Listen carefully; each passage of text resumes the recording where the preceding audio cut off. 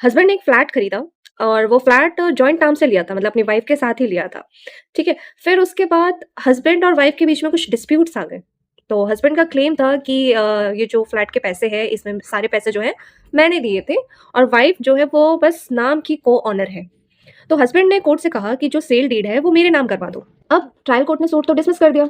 Suit dismiss क्यों किया? Reason ये दिया कि फ्लैट जो है वो जॉइंट नाम पर है और एग्रीमेंट भी दोनों के नाम पर ही बना हुआ है, जॉइंट में बना हुआ है और हस्बैंड प्रूव नहीं कर पाया कि पूरे पैसे उसने दिए थे और साथ ही हम बिल्डर को फोर्स नहीं करते कि सिर्फ एक के नाम पर डीड बनाए।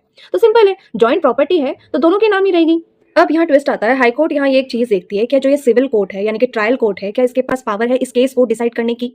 मतलब कि ये केस किस टाइप का है? हस्बैंड और वाइफ के बीच में डिस्प्यूट है और डिस्प्यूट कैसा है? प्रॉपर्टी का, जो दोनों हस्बैंड और वाइफ के बीच में है। मतलब कि मैरिटल रिलेशनशिप से रिलेटेड प्रॉपर्टी डिस्प्यूट है ये। और हमारा लॉ क्या कहता है? फैमिली कोर्ट एक्ट 1984 सेक्शन 7 में दिया हुआ है कि अगर वाइफ और हस्बैंड के बीच में प्रॉपर्टी डिस्प्यूट है तो उसे कौन सी कोर्ट देखेगी? फैमिली कोर्ट ही डिसाइड करेगी। और यहाँ पे सबसे बड़ा पॉइंट ये है कि ये केस जो है सिविल कोर्ट में फाइल हुआ है। अब फाइल ही गलत जगह हुआ है और तो सिविल कोर्ट के पास तो इसकी जुरिस्डिक्शन ही नहीं है इस केस को डिसाइड करने के लिए।